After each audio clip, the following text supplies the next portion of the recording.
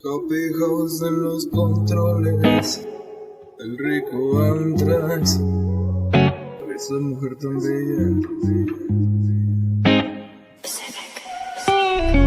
Cuando por primera vez yo te vi a los ojos, esa mujer preciosa con un bello rostro, me volvió loco con tan solo su mirada. Y luego esa voz tan tierna que a mí me encantaba, me adoraba, me hechizaba, sus lindas palabras que solo me dedicaba. Con esa pasión y con esa sencillez hablaba esa hermosa dama que a mi alma cautivaba.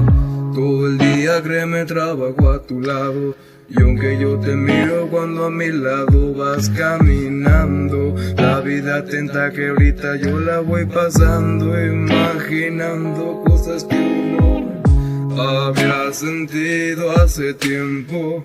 Solo con tu vibra la siento, cuando tú pasas a mi lado, y créeme siento la felicidad y armonía dan con el tiempo.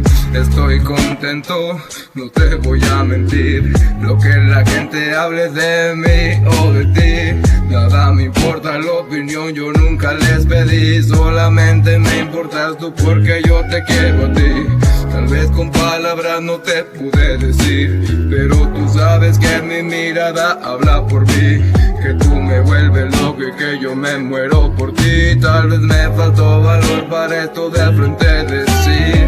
Ahorita mira mi hija, dice esta rola porque estás bonita. Esa muchachita tan sencillita, esa dulce voz y esa confiancita. Nadie es perfecto en la vida, pero tienes todo lo que yo quiero, neta de por vida. Esa sangre tan apasionante y esa pinche vibra que hace que yo quiera aquí perderme. Voy a joderme, neta te quiero y te amo, y por eso esta rola vine a hacerte. Oh no, no, no, Rico Antrax 2021, la Happy House, yeah.